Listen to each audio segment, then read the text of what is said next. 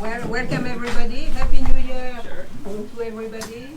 Happy New Year. We are going to start with a prayer. Our chaplain's not here. Can anybody step in for the prayer, please? That I don't have. Mike? Or the country's my old prayer taught on you. Yeah, come on. Come on. Yes. How's it going? Welcome. Hey.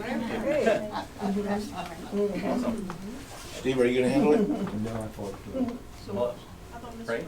Pray? Okay, I can do that. Let's pray. Father God, we come to you in the name of your Son, Jesus. Lord, we thank you for the opportunity to live in the freest country this world has known. We thank you for the opportunity to serve you. Lord, we're mindful of the mandate before us and the opportunity before us to do our part in protecting and preserving this great nation and moving it forward. God, we pray that you equip our hands, strengthen our heart and our resolve to make sure that we're doing our part to serve you, to save this nation, to let your kingdom come and your will be done in our lives, in the lives of each person here. I pray a blessing, Lord, on each person here and each family represented, just for their heart, even in being here today, Lord. You know that there are people who care about this country and are willing to play a part. And so we just pray that you be with us tonight, that your presence be here, and that we have a wonderful discussion, and in your name we pray. Amen. Amen. Thank you. Mark, would you lead us in the pledge?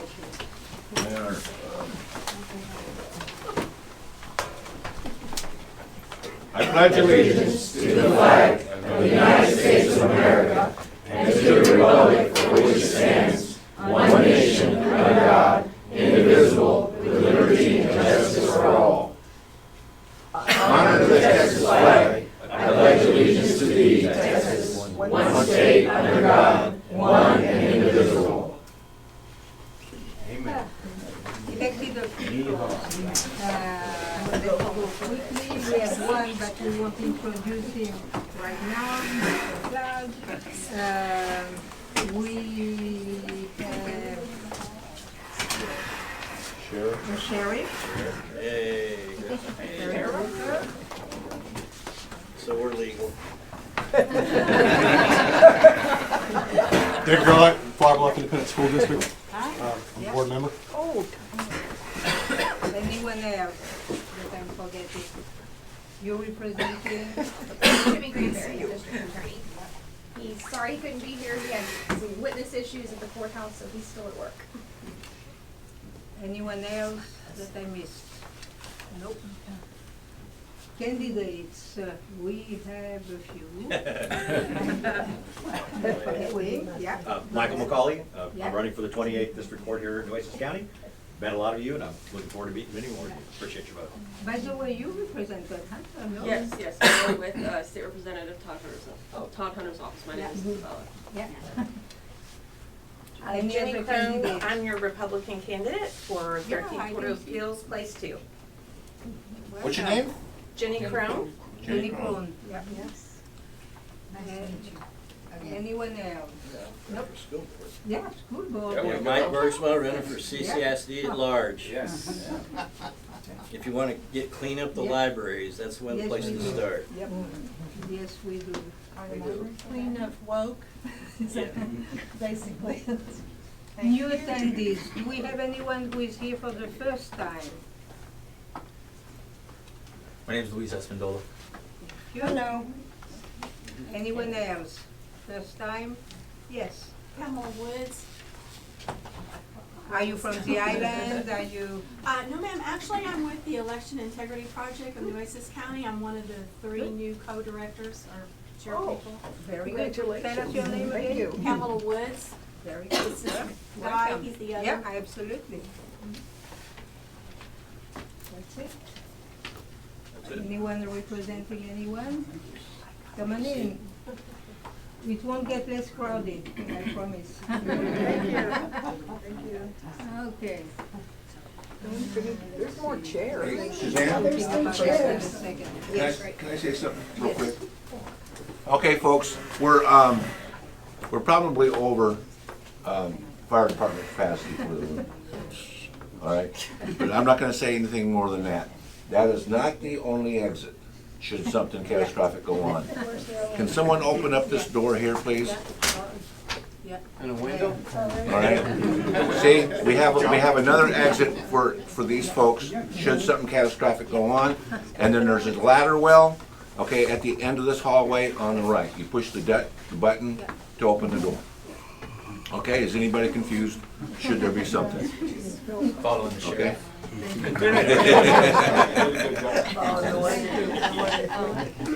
Okay, so, big announcement. This is our last weekly meeting at our headquarters. Starting next week, we will be meeting at the boathouse. For those who, most of you, I'm sure, know where it is. For those who don't, it's across from the old Holiday Inn, which is now Windward about, so it's on Leeward Drive. So 5 minutes from here, and it should be a better setting where we can go back to our tagline, wine and dine with the Republicans. So you asked for it, you got it. Thank you. So starting next week, and so one thing you need to know, they have 2 levels. 1 week out of 2, our meetings will be on the ground floor, so no access problem. But the other week will be on the first level because they have bingo downstairs. So we'll be in the main room that will be reserved for us.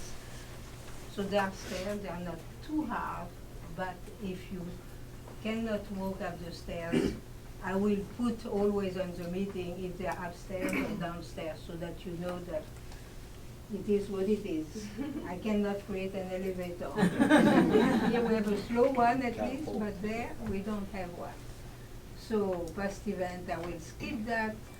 Upcoming event, there are a few important things I need to say. You can read by yourself the upcoming movies. Our candidates will be coming always, if they can, at the beginning of the meeting, so that they can say a few words. That we have some that will be our guest speaker, Sheriff Hooper next week, Jenny Dorsey, the week after, Ina Klein. After that, ooh, that is messed up. No, that's okay. You're always welcome to come back. On the first, in fact, it will be our, I don't know why it's not here, it's missing. It will be our DA Candidates Forum, February 1st. It will be the DA Candidates Forum and the 218th District also. So we'll have a local judicial candidates forum. And then on the 15th, we'll have Congressional District 27 Forum. I know Michael is here today. We are very grateful. If ever, by miracle, he could make it back on the 27th, on the 15th, that would be fantastic.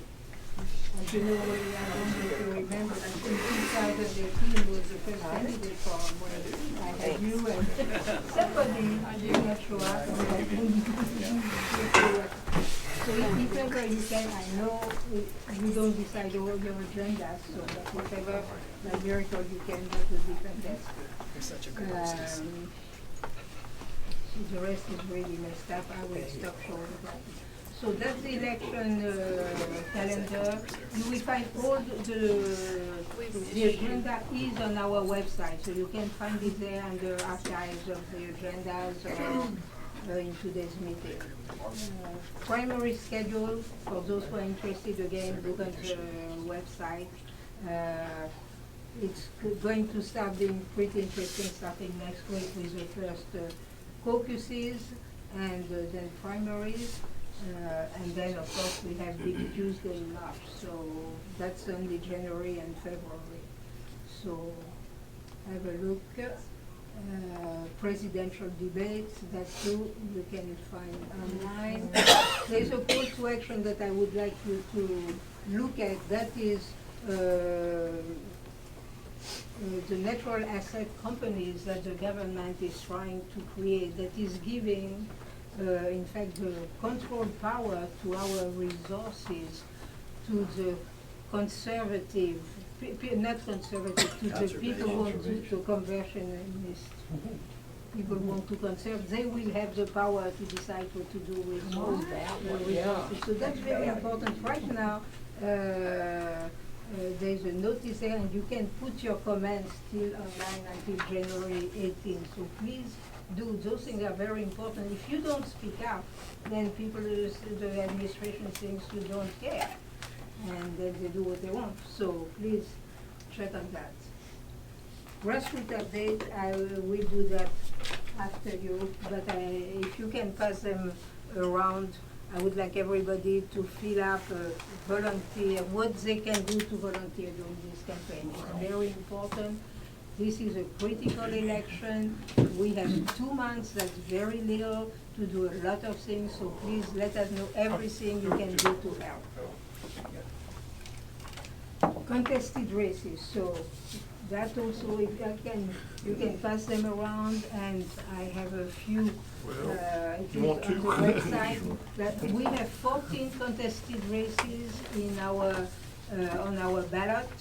You're going to have 3 federal races, then you have 5 statewide races, and here I put all the candidates. Those that have red, Okay. because they have secondary questionnaires. Those that have an orange, they have acknowledged that they are working on it. Cut myself. So, I didn't know these things for those sure. are the local judicial races, and those are constable races and commissioner races for which on the island you will not vote, but that on which that we will endorse, and they will be on our voter guide so that we can help them with it.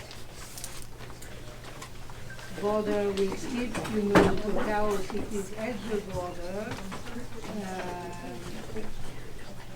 Who to enter the Great Blood Trust for Islanders, there's a link that is there, and that's it for me. So, that was, yeah, come on in. I know, it's taking time. Next week we have more room. Last week we are like sardines. Yeah, there are a few seats.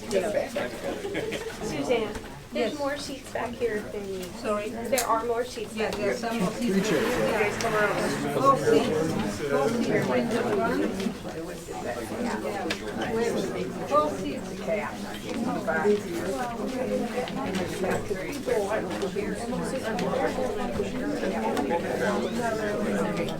Come on in, welcome.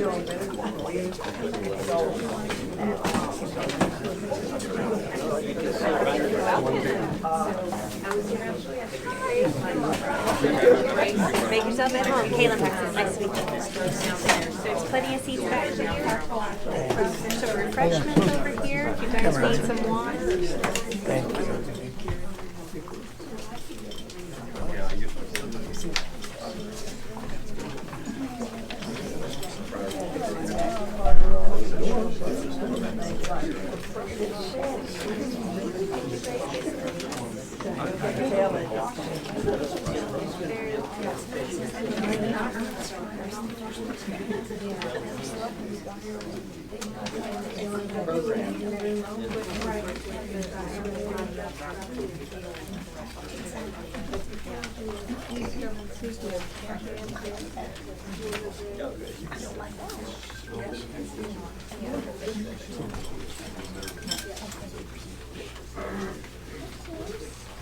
Thank you. That's very nice. So, it's my pleasure to have our congressman here. As you know, he's not often in town. So, thank you for visiting with us. And I'm glad that we have people from, not just from the island, but from all around the county. So, Michael, it's yours to take.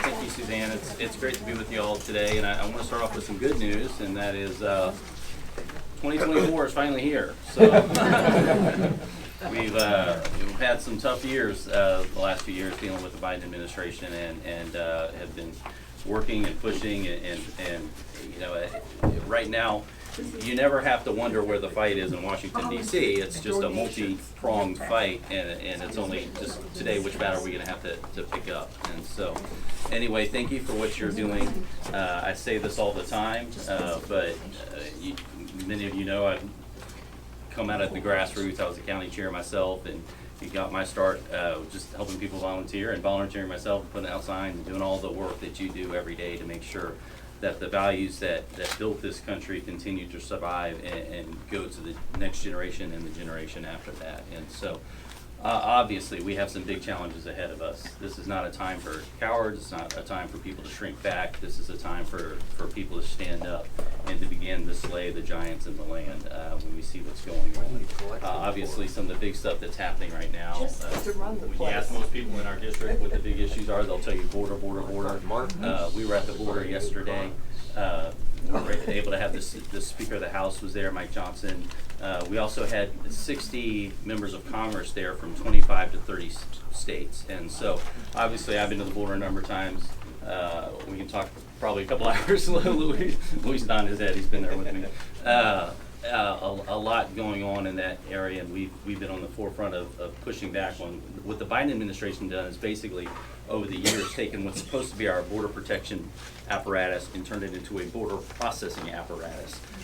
And everything they're doing is aiding and abetting cartels. In the sector we were in yesterday, cartels are profiting $30 to $35 million a week just in the human trafficking aspect. That doesn't count the drugs, the fentanyl that's coming into our communities. It doesn't count the money laundering that they also work with. They're very sophisticated in what they're doing, and it's horrific that we have an administration that continues to allow this to happen. You know, we're doing what we can in the House to push back on it. You know, we passed H.R. 2. We're trying to get the Senate to take it up and send it to the White House for signature. But the truth is Biden has every single authority that President Trump has. He has more resources than President Trump has. And if he wanted to close the border, he could do it today. He could secure the border. And we're at a point now where the solution set isn't is predictable. We understand what it takes because President Trump did it. And so things like safe third country, things like not letting people be caught and then released. Right now, what happens is basically, again, our border protection apparatus is aiding and abetting cartels. So cartels take them to our border. The guys who signed up to secure our border basically help process them now. Your tax dollars help send them out throughout the country, and then the cartels take up that relationship later on because most of these migrants don't have the thousands of dollars that they're due the cartels for passage, and so they basically end up indenturing themselves. Many of the women, I've been to facilities even within our district where 50% of the young women there will acknowledge that they've been assaulted on the journey. This is horrific. There's no winners here. There's no winners in the United States. And as the cartels have this outsized impact as their finances grow and their power and influence goes, even in these Central and South American countries, Mexico, for example, is tipping over into a narco state. It does no favors for them either. You know, countries that are trying to establish a stable economy and grow a good government for their people. When the cartels have an outside influence, it doesn't do any good for them either. And so we've got to do everything we can to push back on what's going on in the border. One of the big issues that's happened lately, and again we saw it yesterday, where the DOJ is again suing Texas for doing its job. It's the federal government's job to secure our border. We as Texans have never been one to just sit idly by and say, oh well, so if they're not going to do their job, we're going to go ahead and step up and do what we can. One of the things that Governor Abbott did was put buoys in the river, right, to keep people from coming. Our DOJ, instead of saying thank you for helping us out, thank you for taking the effort, decides to sue the state of Texas. So we've introduced what's called the Patrol Act that'll push back on the DOJs. It will not allow the Department of Justice to sue states for their activities in securing the border. So that's one of a number of different things that we're doing to fight back on this. Some of you know that back in January, we have what got termed as a speaker's fight. I was one of the 20 people who said we're not going to allow for status quo to happen in our country. You know, when I went to Washington, one of the first things I said when I was running was Washington's broken. Well, that was not a surprise. We all knew that. But I'm not interested in going to just fill a seat. That's never been my agenda. It's too much time away from my kids and those kind of things. If it wasn't for protecting and preserving this nation and passing on to our kids, like every other generation of Americans have been able to pass on a better nation for their kids and their grandkids. If it's not for that, if we're not making progress on that, we've seen too many people go to Congress and all they do is fill a seat. You'll serve 10 years, and whether by negligence, whether by being bought out, or whether by simply getting so busy, you forget to have focus on what really needs to change. You can spend several years there and look back and say, we got nothing done. Well, that's not on my agenda at all. And so one of the big things,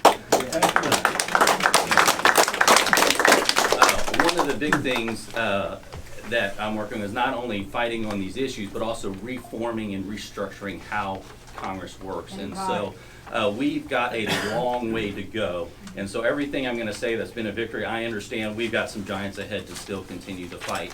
But one of the big things that happened in January, you know, they called it a speaker's fight, but it was really about a rules process that 7 months prior we had been working to say, hey, maybe we should be allowed to read the bill on them. Maybe we should be allowed to offer amendments, things that in the Constitution you would assume that we had a right to do as a member of Congress. We were no longer being able to offer the opportunity to offer amendments on bills on the House floor. And so that, along with a number of other packages, we were through the speaker's fight, we were able to force some new rules on the House that also included things like a germaneness rule that had never happened before that said if you're going to offer an amendment on a bill, maybe it should be about the same subject as the bill. You know, in the past, some of the bills that would come to the floor would be like, okay, foreign aid for Sudan and ag bill, and that's all in one thing, and you're like, you know, they don't even go together. They don't even go together. And so another one is a single subject bill. Which basically the bill has to be about a single subject. It can't be and what we were trying to do is break the omnibus thing that we've seen constantly, where you come to a September 30th deadline, and first of all, everybody's shocked that it's September 30th. And by the way, September 30th, I know you all know this because you're just, you know, Americans, but in DC, they don't understand that September 30th is the same day every single year. So when September 30th comes around and it's the end of the fiscal year, they seem shocked and surprised and, oh my gosh, it's September 30th. How did we know this was happening? It's the end of the fiscal year. We're running out of money. We got to figure out what to do. And of course, all the classic case of DC is what they do is do nothing, push you to a deadline, and then when you get to that deadline, have all the Chicken Little stories about how the country's going to collapse if we don't do this massive thing, and they put a bunch of emotional pressure on it to try to push members into a bad decision. We're not going to play those games in our office, and so we've continued to push back on all those efforts. We've been doing what we can to break the omnibus. Now, when I say that, realize that all these things are a constant push and pull. It's a battle. So you'll notice this December we did not have a massive omnibus bill headed into Christmas Eve, which is what's happened every single year up to now. But we still have challenges because the Senate's still trying to force that to happen. And so here in January and here in February, we have a couple funding deadlines coming up, and we're going to be working to do what we can to not only reduce our massive spending, which has led to the inflation and all the issues that we're seeing everywhere from the grocery store to the pump, but also shrink the size of government. Amen. Because much of the corruption that's happening is in these agencies that have completely, first it was a mission creep. Okay, we're just doing more than we were really supposed to be doing and kind of meddling in areas that we're not supposed to, but it's gone into overt corruption at this point in many of these agencies, to where unfortunately your tax dollars are being used to be a burden on you. Where the border is the classic example where your tax dollars are going to undermine our communities and to destabilize our own country. And one of the issues that came up just before Christmas was many of you saw the FISA. How many aware what FISA is? It has to do with authorities that our intelligence agencies have to, it's supposed to be to target foreign communications so they can pick up on terrorist activities and those kind of things. And of course, they misused their authorities over 200,000 times. This isn't like, oops, I did it again. This is like, this is, 100 times would have been too much, right? It was a couple 100,000 times. So I am big on, we're not going to allow these agencies to continue to spy on Americans. You're going to have a warrant, and so we've been trying to push back on that as well. Unfortunately, got wrapped up in a CR, so they have a temporary reauthorization. We'll be taking on that fight again as we go into this next year. But on all these issues, I want you to know I have not forgotten why you sent me there in the first place. In the fact that a lot of people talk about Republicans and Democrats, and certainly everybody in this room understands there's a big difference. But even more important than that is the understanding of a globalist versus a pro-America agenda, and the understanding that our Constitution, there's a sliding scale of consolidating authority versus distributing authority. And the purpose of our Constitution is to distribute authority. And understanding that it's the people that are in charge. I was at a meeting with veterans today, and one of the veterans walked up to me, just trying to be polite and honorable. He's like, "Wow, it's good to see you, and it's nice to shake the hand of a big wig." And I said, "I work for you. Just remember that. You're the boss." And so it's not us. We're here to serve. And so on all these challenges that are coming up, when it comes to the border, when it comes to the economy, when it comes to these agencies that have really gone rogue and are working, we're working to make sure that the interest of the American people are foremost in these fights. Now, coming out of January, I got put on the Appropriations Committee. Now, in Congress, there's two types of bills that pass. There's what's called an authorization bill and an appropriations bill. This is different than most state houses run. It's probably not the best way to do it, but this is how it's done currently. An authorization bill, for example, is the NDAA, for example, the National Defense Authorization Act. Basically, we pass one bill that says we authorize the spending of money for tanks, planes, ships, bullets, guns, whatever. And then you follow that up with another bill, an appropriations bill, that actually spends the money for those sorts of things.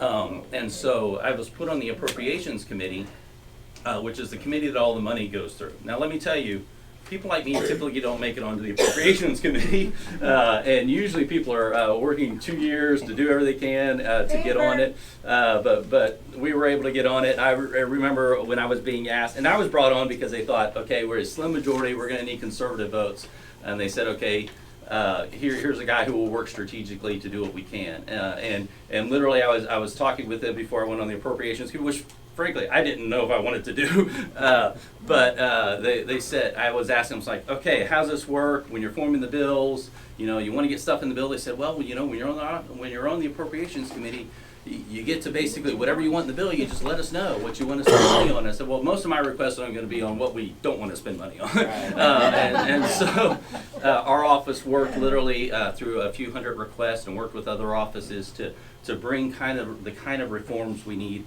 to see happen. I'll just give you a humorous example. Some of you heard me talk about this before. This is even not a hot button issue, but just to show you how wasteful the government's gotten. One of our office buildings has a cafeteria in the basement of it. We found out they were paying an NGO to come in and consult on the use of paper and plastic straws. Now I'm thinking, we don't, exactly. This is your tax dollars hard at work. And I'm thinking, I think that's at most wherever you are on the. Personally, I like plastic straws. They don't melt. But wherever you are on that issue, I think that's a decision one person can make in about 15 minutes. I don't think we need to be spending tax dollars for an NGO to come and consult on this kind of thing. That's just one of the ways. Most of the examples are much more nefarious when it comes to what's happening. When you hear drag shows in other countries on military bases and all these different kind of things. These are the kind of things that are happening where we took the best effort, and there's, again, a lot more work that's been done, but the best effort that's happened in decades to go through the approach bills and kind of line item, look through these things and say, no, this isn't going to work, this isn't going to work, this isn't going to work. Now, having said that, the administration hides a lot of the money. And a lot of those line items, it's not the line item that's it. There's not a drag shows line item in the budget. I'll just tell you that. But what happens is you say, oh, it's gonna be for troop morale something or other, and then it's the people in a cubicle that's making a decision as to where that grant goes. And the administration is not forthcoming on this information. So one of the key things that we've been working on to get into these bills is also the transparency aspect of it, to where we will be able to trace a grant not just back to the agency, but back to the actual individual employee who approved that grant. The person, I want to know the person sitting in the cubicle who said, this is okay to spend money on. And that way we can begin to bring accountability to a government that's really gone way beyond what those tax dollars are supposed to be being used for. So, like I said, this is a multi-pronged front that we are working to advance on many things, and I could keep going on and on and on, but I'd rather, answer your questions, talk to you what you want to talk about. And let me just say one more thing before I do that. A couple of things. One, we send out a weekly newsletter. I'm sure a number of you get it, but if you go to cloud.house.gov, we in our office call it the weekly report to the boss, and it's a short email. It basically is if we're in district that week, it's where we're at, where we're going, what we're doing. If we're in DC, it's what legislation we voted on that week or what committee hearings we were in, those kind of things. The campaign and the congressional office are two different worlds. If you sign up here, you do not get spammed by the campaign or those kind of things, but it's a great way for you to keep up and also to provide feedback to us. And we do want to hear, we do want to hear you. Some people think we don't. We do. And so we do our best effort to follow up. When you serve 1 million people, sometimes something gets through, but we do our best effort to stay on top of those things. And so want to let you know, we in our office, we understand we work for you. And so when that comes to, if you need help with agencies, whether it's passports or veterans or IRS issues. Now, we can't do your taxes for you, but if you were to do a refund, for example, that you didn't get, we can help track that kind of thing down and make sure that we help be the bridge between you and the federal government that's supposed to be working for you. So, happy to take any questions. Yes, sir. My question is what got me into politics in the first place, which is our assault on the Second Amendment. If we take the House back and the Senate back in the White House, are you going to bring up any kind of bill that can maybe get rid of the NFA and defund the ATF? Well, That's a good question. Yeah, that is. no, I will encourage you, go to Gun Owners of America, or go to YouTube and type in Gun Owners of America and Michael Cloud, and you will see the videos that they've produced on the work and the bills that we've done. This isn't our own stuff, but what they've talked about. One of the big things that we found out is the ATF keeps gun records, and what was supposed to be happening is, okay, usually if you go to an FFL, you purchase a firearm, they keep your information on record. If that entity goes out of business, then they were supposed to send them to the ATF for keeping for 20 years, and then they get destroyed after that. That's how it's supposed to happen. We found out that the ATF had collected an astronomical amount of gun records in 1 year. We thought, well, this is interesting, and so we did some prying. Our office started the investigation on this, and then we found out that the ATF had collected about a billion gun records that they had in the database. Now, it is illegal to have a federal gun registry, firearms registry, but they just say, well, it's not a registry, it's just a searchable database of gun records. Okay. And so out of that, we wrote the bill that basically defunds that database. And so we are not only working on that legislation through, but also through the appropriations bills and being on the committee. An interesting thing you could do, sometimes in the matter of a sentence you can accomplish what takes years to do through a bill, in the sense that you just simply say, no funds shall be used for blank. Now that bill still has to get to the House floor, get through the Senate, but those are the kind of efforts that we're working on to make sure. Right now, the ATF's gone crazy, and so they put in zero tolerance ways. They're trying to close FFLs simply for the purpose of getting those records transferred to the ATF. They've really gone rogue in this, but we're they're over here. making laws, but they're calling it a rule. Right, Yeah. right. And that's a big problem across all the agencies. We had a major victory last year when the Supreme Court, and this had to do with the EPA, but it's a rule that in our investigations and letters to every agency, or I should say it's a decision that the Supreme Court made that we're referencing now in any sort of related conversation we have with any other agency, just to remind them. Basically, the Supreme Court came down and said, you're not allowed to make laws. And if you're using your rulemaking authority to make laws, you need to stop doing that. And so we're referencing that in so many other different avenues and aspects to push back on whether it's WOTUS or, or the ATF or, many of these other ways that the federal government is, instead of serving you, has tried to overextend their authority.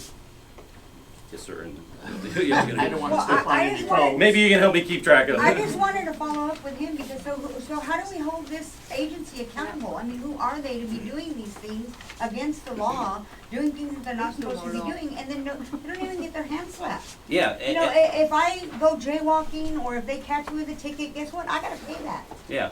It costs me my time, my money, and I get a record for it. So why do they get to get away with it? They shouldn't, and, Well, and this is exactly. exactly right. This is exactly what we're working on, and so that's why we're working to defund it. That's why we're working.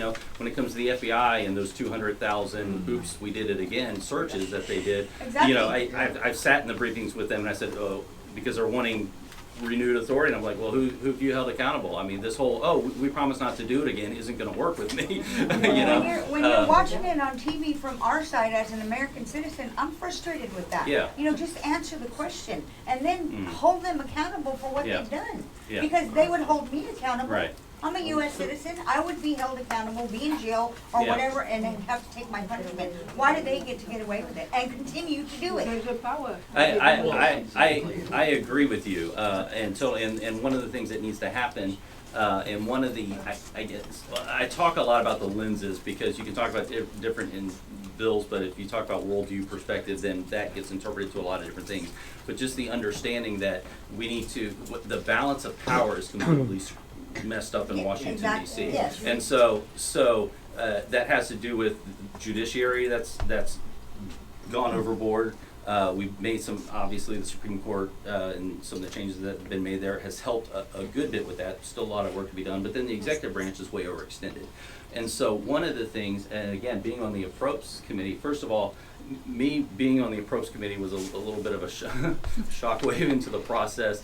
The staff had been doing a lot of work. It was like, if you wanted to read the bills, in advance when they were working on the drafts and kind of thing, they didn't want you to read the bills.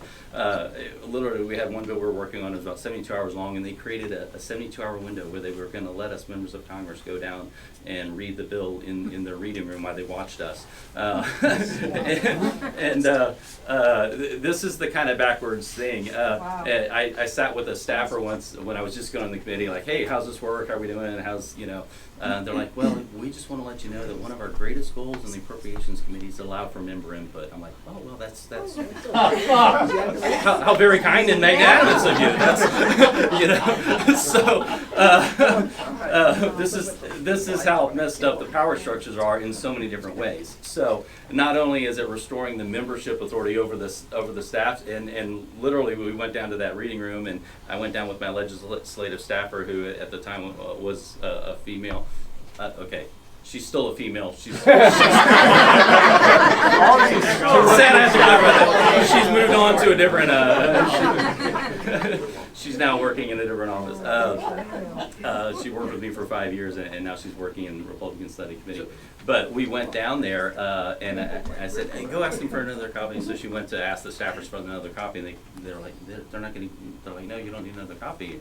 So I'm like, "I want another copy." So I went in there and I'm like, we need another copy. Why do you need another copy? I'm like, how about so she doesn't have to sit in my lap while we read them? But us reminding them that this is a member-driven process because we're here to represent the people, but then also us doing what we can as we go through the appropriations process to where before the high water mark for conservatism was like, hey, if we can get those numbers down a little bit, and the first mark was, okay, they naturally go up, and if we just get them to go up a little less, that was, a big win. But the high water mark was just getting the numbers down a little bit. But the thing is we got to recognize every dollar we spend is policy, and there's policy attached to that. So we can't be spending money on these things. I'll give you an example. One of the things that we found out was it was supposed to be an LGBTQ community center that some of your tax dollars are going through. But when we began to look at their event list was the Rally Against Moms for Liberty. The next one was the dance to support the Young Communists of Philadelphia. I'm like, this isn't a community center. This is a political organization that you're asking taxpayers in my district to pay for. We're not going to have that. So that's the kind of things that we've been pushing back on in communities, is taking this where it's not just a fiscal approach. We understand that it's a policy approach, but also the fact that we actually need to shrink the size of government. Yes. We need less people sitting in cubicles wreaking havoc on your lives and trying to micromanage your life. And so we're doing that in a lot of different ways. So something to mention to what she said is about, understanding that Congress doesn't have enforcement powers. Even though if the agencies are doing what they're doing, it is the White House who prosecutes. Not Congress. I share sometimes. I'm not here to defend Congress, but I will say I share the frustration. If it would, if I had a gun and a badge and handcuffs, and but we can investigate. But then we also have control of the purse strings, and we need to do a lot better with controlling the purse strings. I think it's you, and then back there. Yes, sir. The Civil War is all over. Why do we need in the 14th Amendment, Section 3, that they're using against Trump right now? Trying to keep him off the ballot. Well, he hasn't been convicted of anything. Yeah. Why are they getting away? There's the Colorado Supreme Court, and now Maine. And who knows is going to follow up after that? Yeah, the Supreme Court is expected to take that up, and that I believe that will be addressed before even Super Tuesday. Good. But here's the issue, and I've had to talk to some of my Republican colleagues, because in the calculus they're like, well, that's unconstitutional, they won't do that. I'm like, that's not a limiting factor for them. I wish it was, but for them it's about power and control, and whatever they can do to manipulate the law to accomplish their objectives is where we are at in this post-truth culture, unfortunately. And so when you look at the worldviews are at play, when you see the erosion of absolute truth, that's one of the things they do, is where truth becomes whatever you need to be in that situation. And unfortunately, whether it's COVID or whether it's this legal thing that's going on or whether it's whatever else are trying to happen. Yes, ma'am. Mr. Cloud, I called your office and I've also emailed, and I think Barbie told me that you finally did receive it. But at some point I would like to set up a meeting with you, but I do have a question. Okay, yes, ma'am. Okay. I'm with the Election Integrity Project here in Nueces County, so I guess you probably know where my questions go. Recently I saw an article, I believe it was Breitbart. It was about a bill that Katie Britt, a senator, had introduced, but it was also the counterpart to a bill that had been presented back in November in the House, H.R. 4316. I don't remember the representative's name that presented it, but he obviously was a Republican. And what that's doing is it is addressing a problem that I think we can also piggyback off of the border with voter registration that we're all very concerned about. And it's a very short little bill. It's 2 pages, and what they're doing is they're basically amending Section 6 of the National Voting Rights Act of 1983, which gives us a laundry list of items you can use to register a voter by mail that doesn't produce any proof of citizenship, like an electric bill or something like that. Right. So my question to you is, are you familiar with this? Where are you on this? I was trying to check to see what the status is, but y'all have been on vacation, so I doubt that there's any movement there. But I'm just wondering what you know about it. I would be interested in being very involved in getting this passed. Here in Texas, we just had a meeting, a Zoom meeting with a group of election integrity people, and the Texas Republicans are presenting a ballot initiative to address the state of Texas as well for registering voters and making sure that they're American citizens, because we feel like we are fixing to be, that's gonna be a big, big concern for us here in Texas and everywhere. Yeah, yeah, obviously there's nefarious reasons for what they're doing at the border, and you can only assume that elections are part of what could be the design there. Obviously we need, Americans should be able to trust our election process. That's the whole idea of how you get out of the conquest ethic and get into the rule of law ethic, is to be able to trust the rule of law and to be able to trust elections. And so securing the elections is really, really important, whether it's CIS or these other different kind of things. One of the things, there's a temptation to try to take care of everything at the federal level when the Constitution calls for really this process to be guided by the states. And so what the big push from our office has been to try to push back on any efforts to centralize and to federalize the election process, because let's say we get what we want by federalizing it for one election, but once you've done that, it gets turned over. Now, there's a lot, that doesn't mean we're not involved in what's going on and working with me and other members in groups in the court cases that are happening and everything, that from redistricting, now people are, some states are like every year it's a new redistricting process when it's supposed to be a census process. And so you can even look to what we're doing in our census and whether or not we should be counting citizens or not. So the short answer is yes, we need to do a lot of work to securing elections. There's no question there was rampant fraud and discrepancies and malfeasance throughout the last election. And Americans need to be able to trust our electoral process to be able to have the rule of law. And so what the DOJ's been doing, the Biden administration basically tasked every single agency with coming up with some sort of get out the vote effort. And of course all the efforts that they do always have some sort of nice cozy name to it. But it's very troubling that they're tasking all these different agencies that have nothing to do with elections to do that. And again, it's one of those things that given yes, what ma'am. you just said about stopping all of this from being federally controlled, then it sounds like to me what we need to ask you to do is completely amend the National Voting Rights Act, which is federal. To get rid of it. Get rid of it. Because when you talk to state and local officials in the election, they want to refer to that you have to do that. Yeah. Because it's federal. So it's kind of this thing right here. Nobody wants to take responsibility for what the rules are. And so what's happening is you have a deputy registrar that, and I'm just guessing because I haven't actually done it yet, I've gone through the training, but you have these forms and you're someplace and someone walks up and says, well, I'm a citizen, but I don't have any documentation. Right. You can't ask them to prove their citizenship. You have to let them fill that thing out. And then we found out that our Secretary of State is only examining 10% of voter registrations. We're dead. If that's all she's gonna do, we're in trouble. So we've gotta have some, like what you said, it's gotta be state and local and get the federal government out of it. So it sounds like to me that the National Voting Rights Act needs to be done away with. Well, I'll tell you one thing too, just as a former county chair. One of the things that we all have to do is it was my job to help recruit judges to be at the precinct and those kind of things. And so, thank you for the work that you're doing to be involved in the process. But a lot of times people come to me and be like, hey, have you ever been an election judge? No.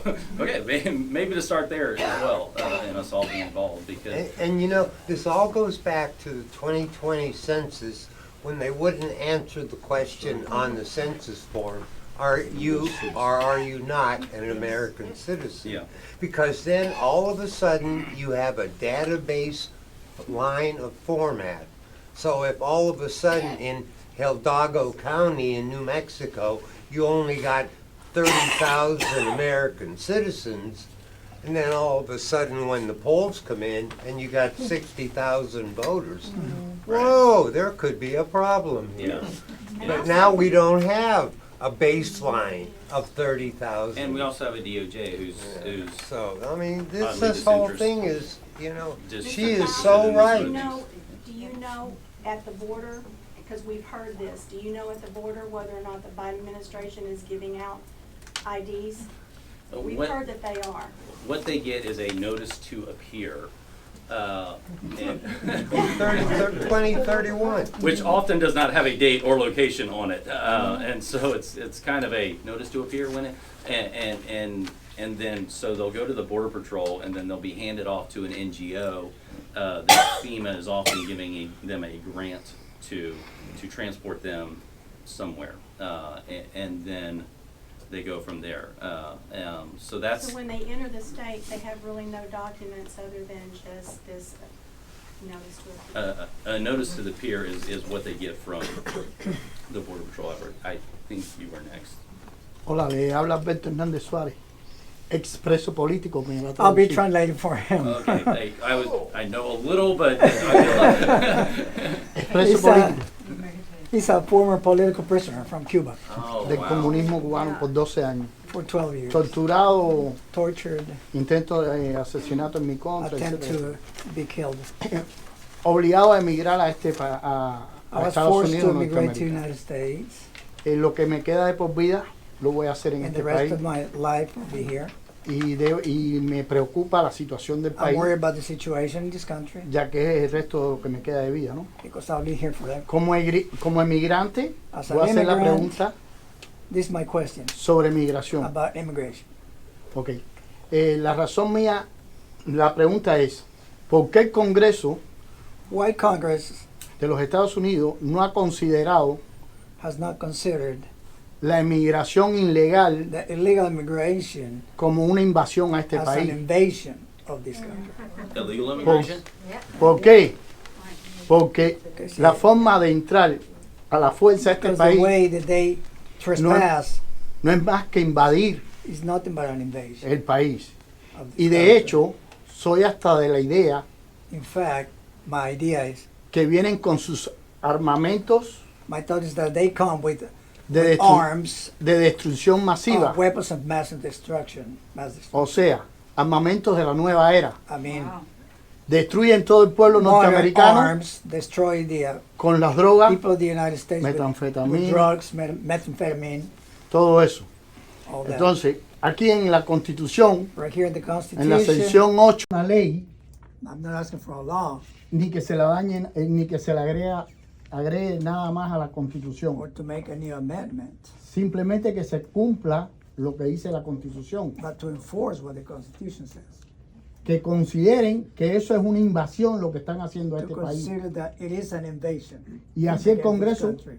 tiene la potestad So Congress has the power de llamar al ejército to call the army a enfrentar esa invasión.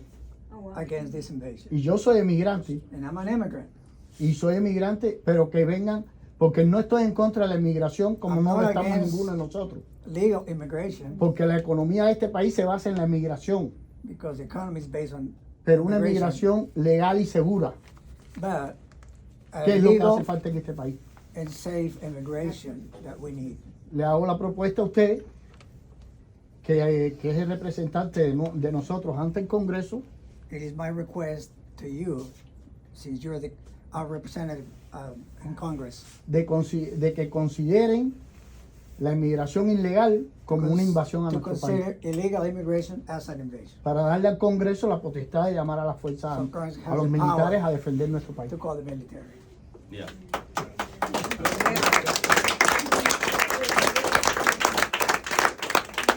Primero, bienvenidos a los Estados Unidos, and thank you for coming here legally and doing it the right way. My wife is also an immigrant from Monterrey, Mexico. And so, but we did it the right way. I was at her citizenship ceremony here in Corpus Christi when she became a U.S. citizen. I'm sorry, I need to wait for this translation. Yo tengo la admiración I admire de 20 congresistas 20 congressmen. y entre ellos está usted. And you're one of them. Muy patriota. Yo pertenezco a un movimiento MAGA. I belong to a MAGA movement.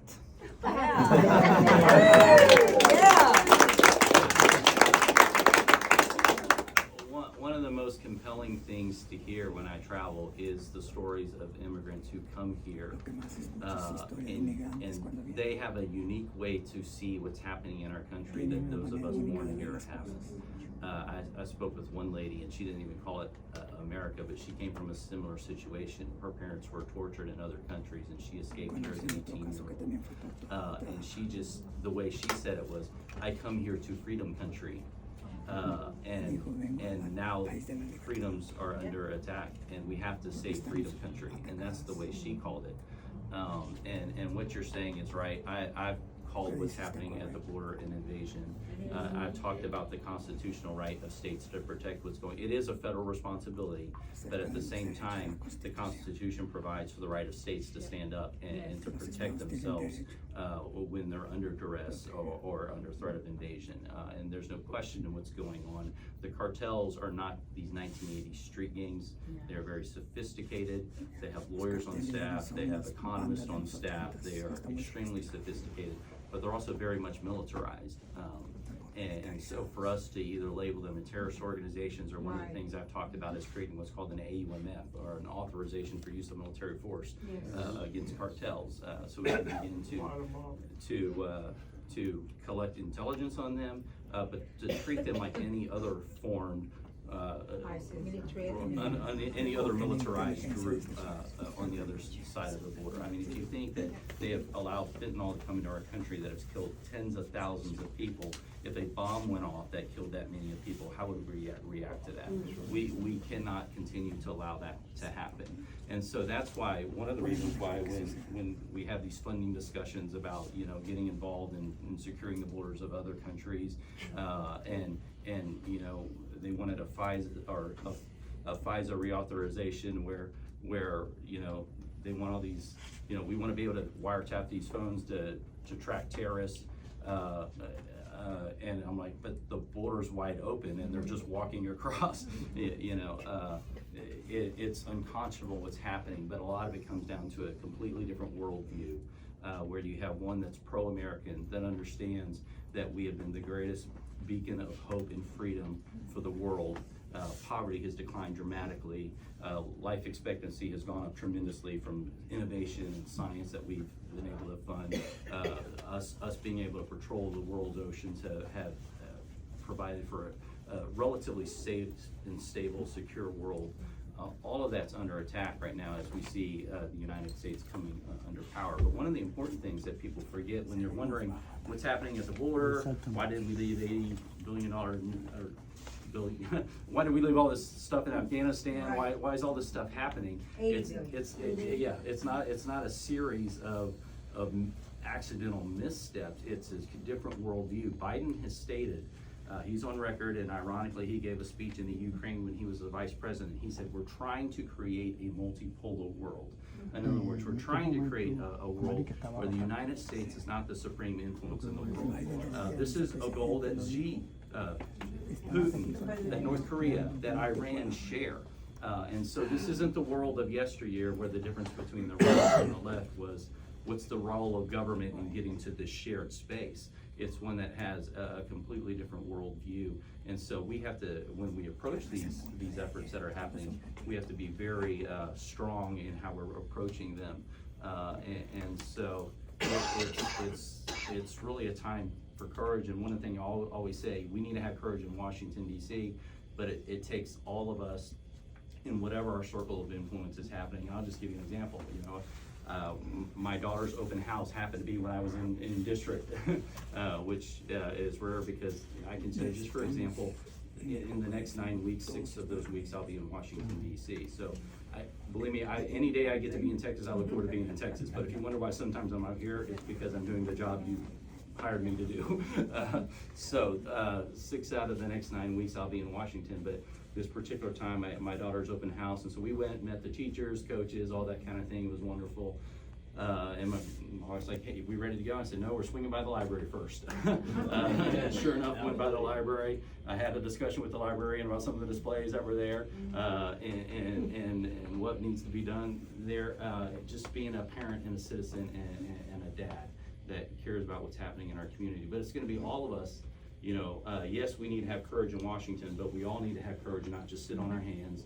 And we need to be willing to stand up and realize that this is a nation of the people, by the people, for the people. We all have a responsibility. I know you believe that already because you're here in a crowded room on a night like tonight when we have great weather, and of course we live in a coastal territory where there's always something fun to be doing.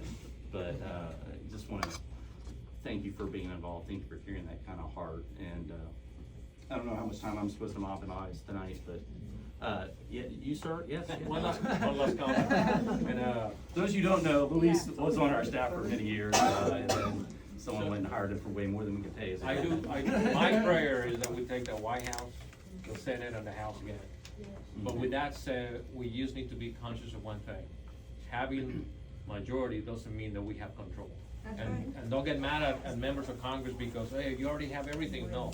The Senate is very different. The Senate, it's always the issue. We need 66 votes, and having majority doesn't give us that. So even if we get the 3 entities, it doesn't mean that we can get everything that we want passed.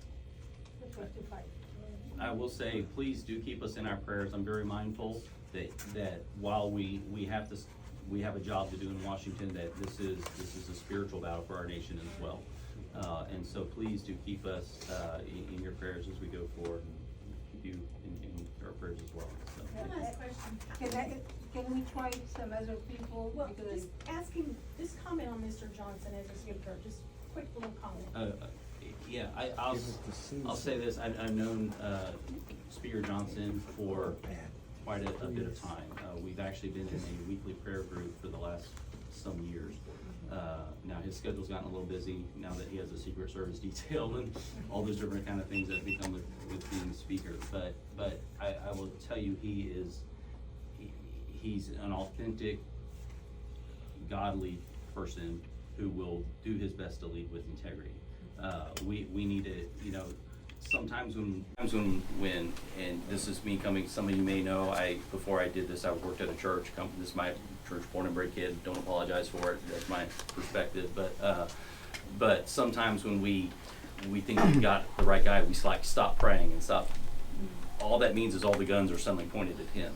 And so we've got to make sure that he's got the right people around him. They're going to be telling him the truth about what's going on and all those kind of things, and also be there to keep him up in prayer. But the fact that somebody like Mike Johnson got, I don't know how much you were able to see during that whole process, but what publicly seemed like, the swamp came out to try to influence and guard that project.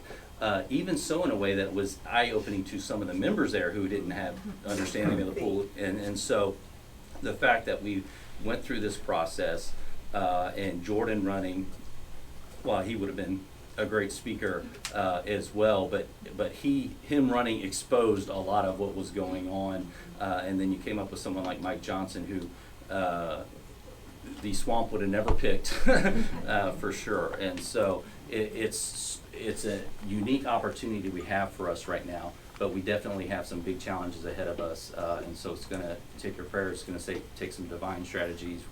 It's going to take some work to get where we need to go. So where are you on shutting down the government if they don't close the border? Yeah, I mean, you can look at my vote record in the past. I've never been. I call your office all the time. I check on your votes. I've never been one of the giants in the land, and this is how I've even described it to members up there, because you'll have members who stand up and be like, "Oh, this is a spiritual battle," and I'm like, "Well, you understand it's a spiritual battle, but then you vote to maintain the same power structures that keep this place bound. So let's talk about that." But then one of the big giants, the lies that they do is they push you to this deadline and have the Chicken Little stories that are going to happen if we don't pass this deadline. And so I was interviewed in DC the other day. They said, what do you think about a government shutdown? I was like, DC's much more worried about a government shutdown than the average American people. Now I am concerned about veterans. I'm concerned about our military people, and I'm not saying that there's nothing to be concerned about there. But we have already passed appropriations bills that fund 85% of our government. Okay. And so the Senate can take those up tomorrow if they wanted to. Right. But I've said this over and over again, we cannot keep sending the administration money to do bad things. They have a proven track record of mismanaging it and using it actually for nefarious purposes. So, Take your credit card away. yeah. You have a quick one? Just shifting to a different subject. What's the impact of being in Washington and being in Congress on your personal life and family? Oh. Thank you for saying that. Certainly it has an impact. We have 3 teenagers. My biggest goal in life was just to be a good dad, as many people in this room, I'm sure. So a typical week for me, Monday morning, I wake up, I'm on a plane, I'm gone for the week, I fly home on the weekend, we go to church on the weekend, I'm there with the kids, and wake up the next week and do it again. 3 out of the 4 weeks of a month, that's basically the schedule. And then we get a week in district, and I remember my first couple times of coming home and being in district, we have 14 counties, we're traveling everywhere, and I remember my wife saying, when early on, I thought when you were at home, you would be more at home. Yeah, we're gonna have to work on that balance a little bit. Because one of my goals is no matter what happens, I'm gonna finish this and be married and my kids are gonna respect me. I mean, whatever happens, I'm not gonna lose my soul in the process here. But I appreciate that, but at the same time, while that happens, I also recognize there's people on the battlefield who are deployed for months. The bullets that are shot at us are words and press releases, they're not actual bullets. So, when it comes to ways to serve your country, the last thing I'm going to get up here is tell you a sad story about that. But I would say we do appreciate the prayers, certainly, and it's very kind of you to think of that and ask.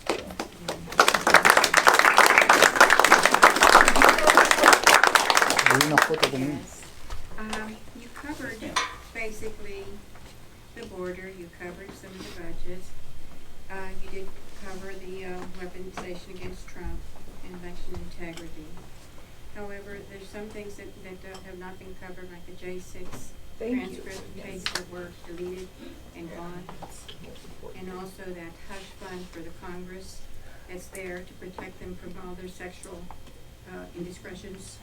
I've been asking for that to be dismantled, and they still have it as far as I know. My understanding is that, now this predated me a little bit, my understanding is that was taken care of before I got there. I don't know, I mean, we run a very clean office, I would say that.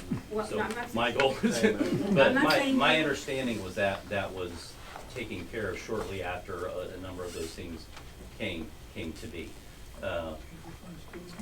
Is the fund still there? When it comes to the Jan 6, I mean, we've called for the release of the footage for a long time.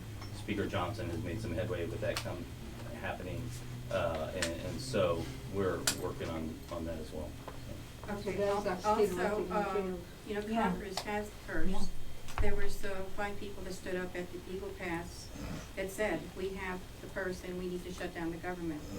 And I want to know why you weren't there with those 5 people that were there saying that you're for shutting down the government.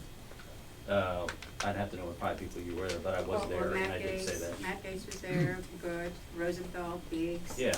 Yeah, and they were there and they posted. All friends of mine. I guaranteed if you asked them if I should be in Congress, they would say yes. Yeah.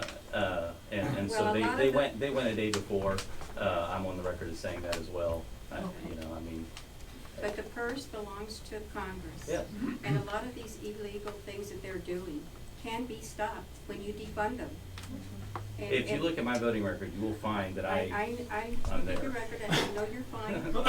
Yeah. The problem is not with you. I share your I'm down frustration. here. I mean, yeah.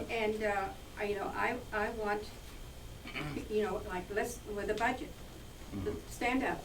I've told Sarah in your office, I've told her, I said, let him be the shining example and let's start with me.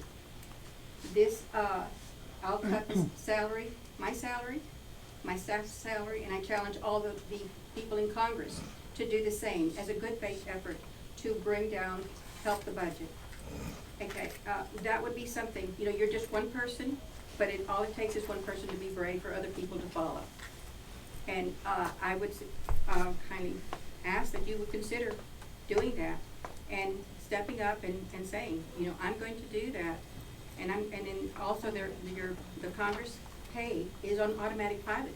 Every year there's a raise. There's a raise. It is written into rules or laws or whatever, but it's in there that it automatically goes up without even having to go to a vote. So that has to be changed. That's inaccurate. There hasn't been a raise in a long time. I think it went up this time.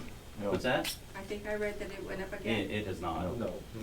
It has not gone No. up. And the thing I will tell you is the place to, if you want to bring the government into check, it is not to handicap my efforts by not making me be able to hire a good, competent staff. Right. No. The thing you want me to have is to have the best competent staff we can to go after the swamp. That's with the hire. And so, you know, you would be saving pennies, but you would lose the effectiveness. And so I'm sure we're. there's several people that would What go to work happens for if? free. Here's what happens if I. I would go up there for free. Here's what happens if I do not spend my budget. What happens is it goes to the leadership pot, and so there's a misnomer that happens. People would say I'm returning 10% to, and people would talk about all that time. It does not go to the federal debt. It doesn't. It goes to the leadership pot, and suddenly you strengthen leadership to be able to spend the money on whatever they want instead of us being able to represent you well. So there's plenty of ways to cut money that really isn't the best effort to go about it. I mean, again, I'm a very strong fiscal conservative. I'm definitely one of the most fiscally conservative people in Congress. I can assure you that I get upset about the misuse of taxpayer dollars because I think we're here to serve the American people. I don't think handicapping our efforts to do so is the best approach. So, I agree.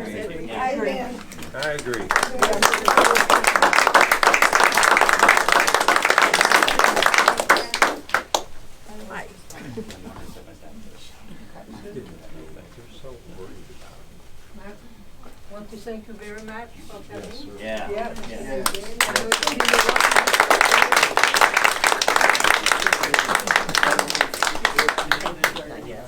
And feel free, as always, to reach out. We'll do our best to follow up. Oh, I should have introduced Barbie. You don't need Barbie's to. in our program. Yeah, no. If you don't know Barbie, but she represents us. I feel almost out of habit I have to introduce Luis, even though he's not in office anymore. But we still love him and thank you for her service. And again, thank you for what you're doing day in and day out to make sure that these principles stay strong in our community.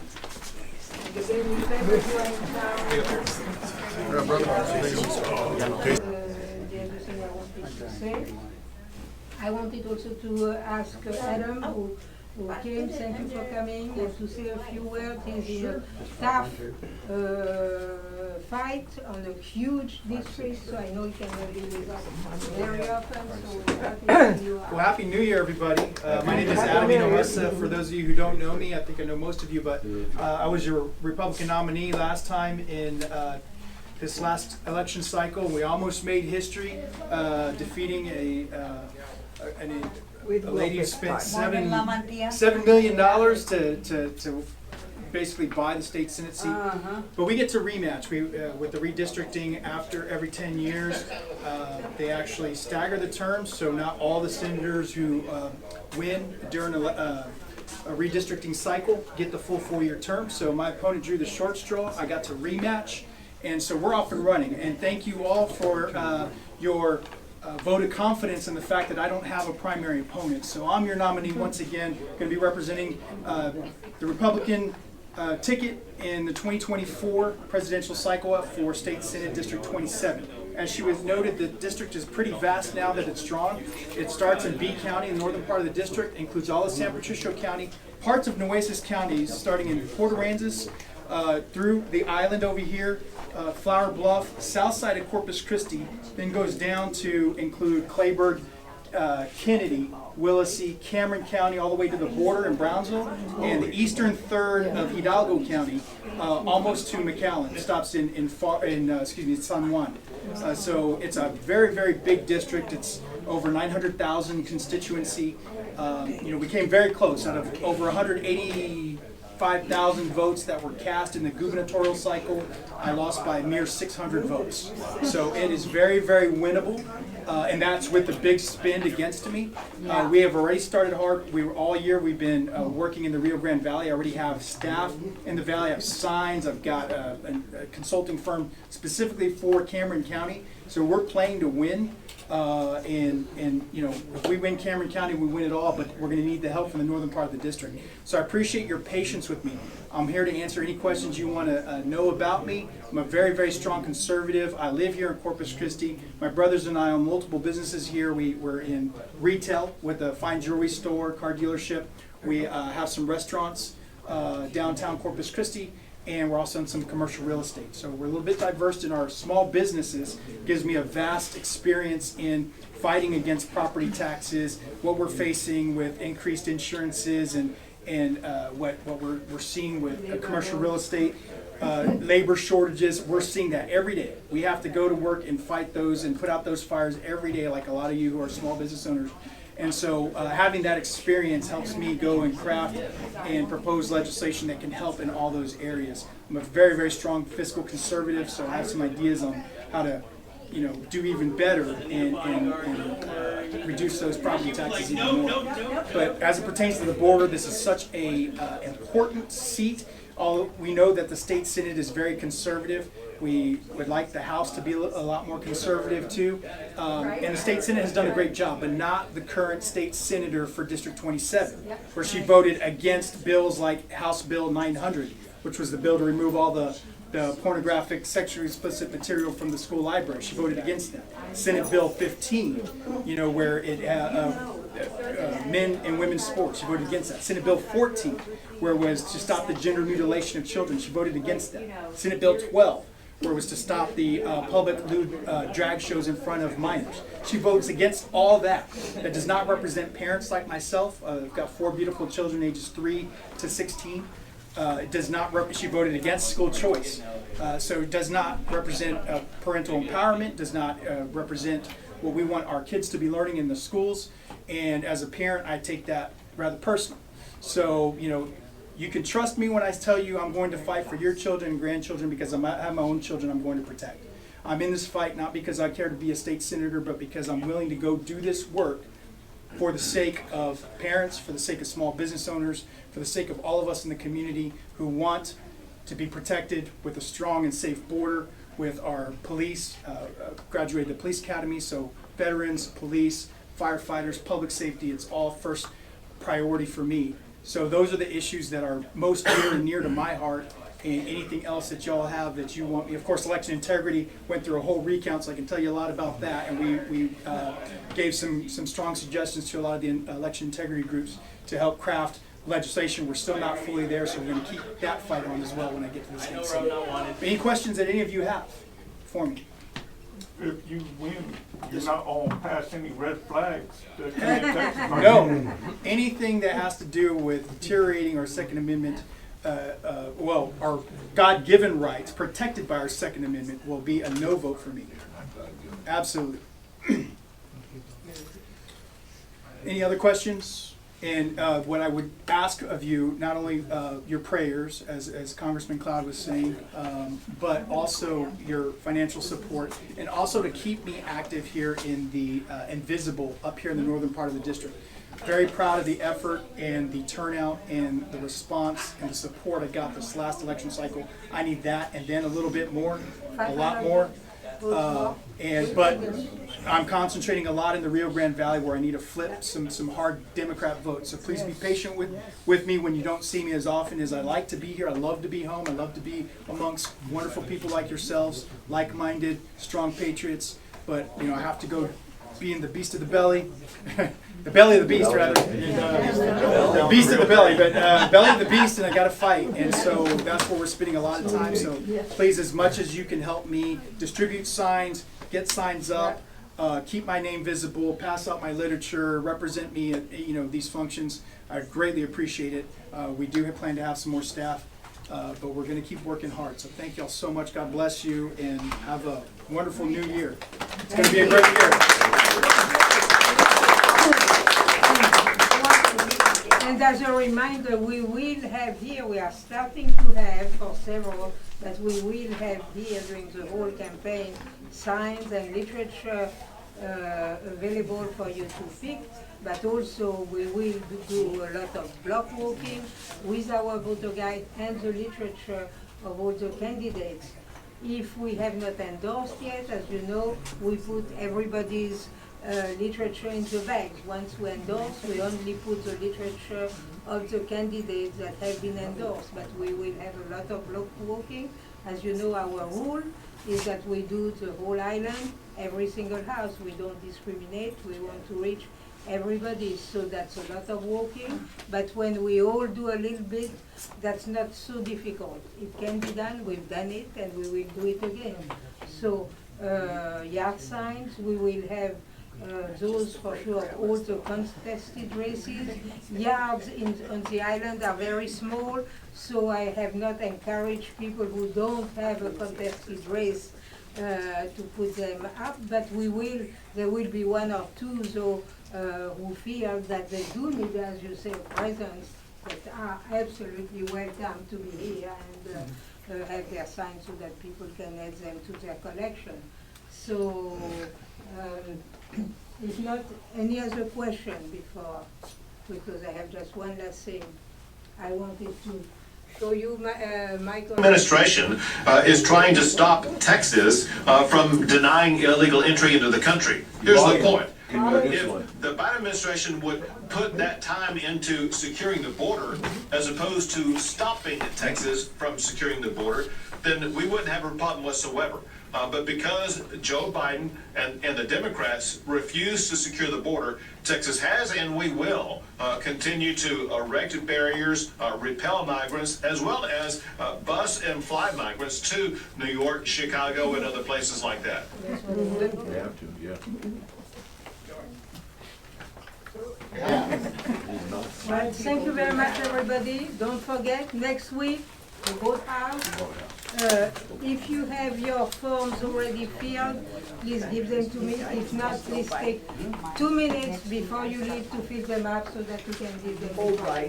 We need everybody's help, whatever you can do, and maybe you can just be on the phone, maybe you can just send some text messages, maybe whatever you can do. We need to know, and we need people to be here on shift also to welcome people, give them voter guide, give them signs. So we need to have to be open all the time, so we need a lot of help. So please tell me what you can do and we'll call and go.